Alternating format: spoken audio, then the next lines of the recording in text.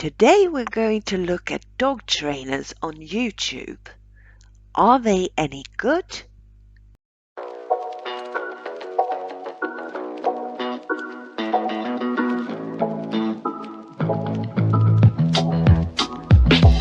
Welcome to Tales and Truths, beautiful animal lovers. I'm so happy that you're here. Now, there are a lot of clips about animals on YouTube and on other platforms, and I think that some commentary is a good idea.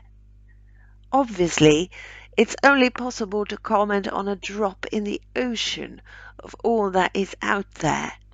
And today I'm going to start commenting on dog trainers on YouTube. Are they any good? Now, why would I be commenting on dog clips? First of all, I've had dogs for 55 years. And secondly, I also have 2 different certificates as a dog trainer, so I might have a little something to say about dog clips. Do your own research and come to your own conclusions. When it comes to dogs, you will get advice from a lot of people.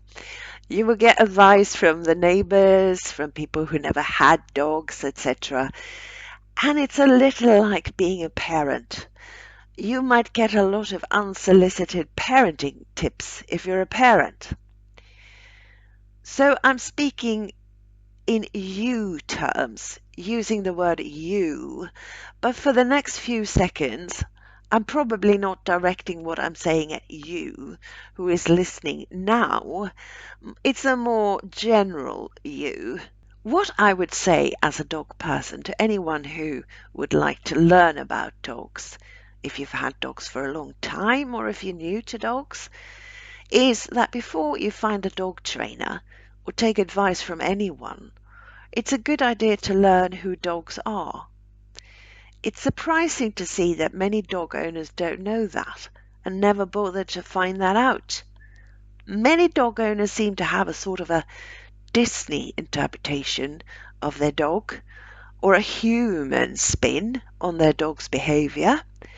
But once you know what a dog is and what dog behavior is, once you learn to communicate with that or get the desire to actually communicate with that, instead of hanging out with a being you don't really know and don't really understand who spends his life at your house, you'll be much clearer on what advice to take and what dog trainer to turn to. Without that, advice can be difficult to evaluate, and you might wind up taking advice that is conflicting, giving your dog conflicting cues because you don't realize that it's conflicting advice that you're taking from different people. So there are some dog trainers on YouTube and some seem very successful. I haven't been checking them out. Once in a while there's a clip with a dog trainer in recommendations on YouTube, and it has happened that I've clicked on one of them. Not very frequently, but it did happen. And I'm not sure who I saw, which dog trainer I saw. I come to this topic without any preconceptions. We are going to take a look at a clip by Tom Davis Dog Training. I might have seen Tom Davis before. I think I might have at some point, but I don't have any opinion about Tom Davis. I can't say what I think of other clips by Tom Davis, but I'm going to comment on this 10 things dogs hate that humans do. I stumbled over it and I like the headline because there are a few things that humans do that dogs really don't like. And I wonder if Tom Davis might be getting into that here.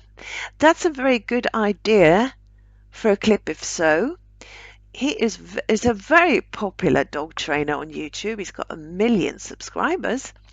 Let's take a look at a bit of this clip. Have you ever wondered if the things that you do every single day might actually be hurting your dog's feelings without even realizing it? Well, the very problem here is that quite a few people never thought about it, and they didn't even think about it if somebody pointed it out to them.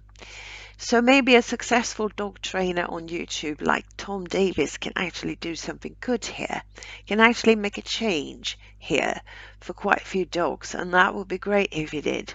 And today, I'm going to reveal the 10 surprising habits that could be stressing out your beloved best friend and tell you exactly how to turn these things around right now. Number 1 is not rewarding your dog during training. Now, when you give your dog a command and they do the right thing, make sure you praise them, because it can be confusing and discouraging for them if you don't. If you skip that reward, your dog might not understand what you want them to do, and they could be starting to ignore commands and feel unsure about training and insecure. Because a lot of times, again, as a professional, we're trying to stop stuff, stop pulling, stop barking, stop jumping. But the fix to that is simple, guys. You have your voice. You can always say good sit, good down. If you have food, like the No Bad Dog Nubs, that's even a sugar on top. Reward your dog immediately the moment that they do something right. Well, you need one word that means a treat is coming up imminently. And you need one word or words for encouragement that doesn't mean that a treat is coming up imminently. When you ask your dog to do something and your dog does it, you need to reward your dog. That's the basis for dog training. And you need to say the word, which is the one word you use for signaling that a treat is coming up, the exact right moment when a dog does what you asked it to do. You shouldn't skip over saying the word. That will have two effects.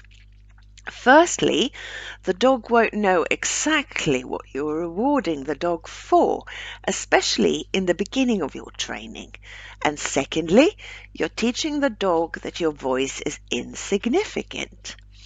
If you're giving the treat at the same time as you're saying the word will come too late, and the dog won't hear you saying it. The dog will be entirely focused on getting the treat.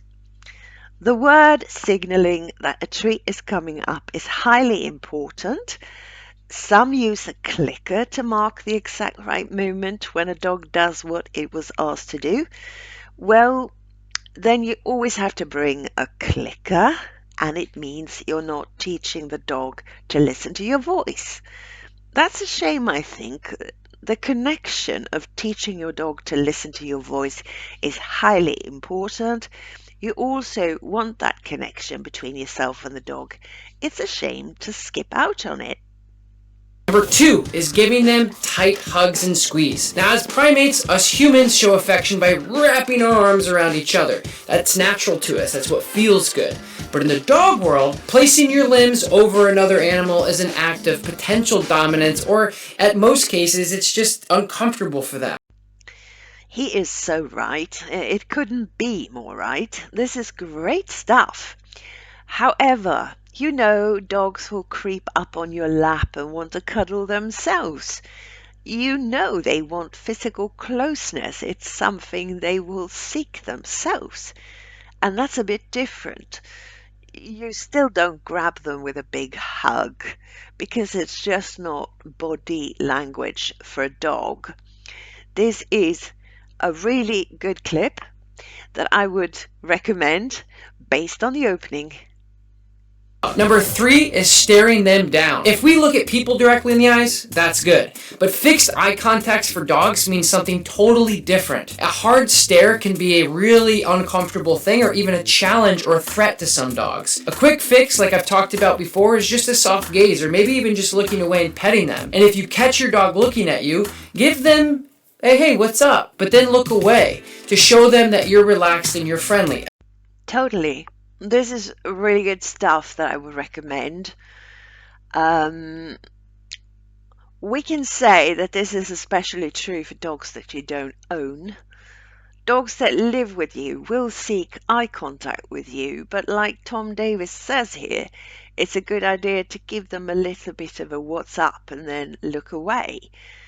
That what's up doesn't have to be super brief, but you shouldn't wind up staring your own dog in the eyes. You shouldn't make your own dog have to look away because you're making the dog feel uncomfortable staring your dog in the eyes, even though your dog might have sought eye contact.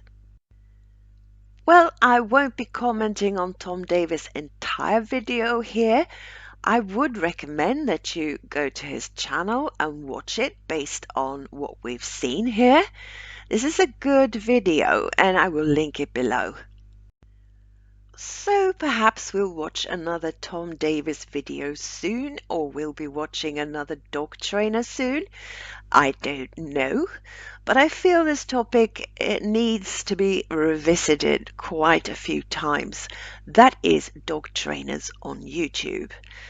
I will be reviewing more and commenting on animal clips of various sorts, so please stick around for that.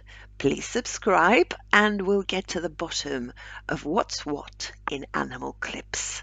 Thank you so much for watching.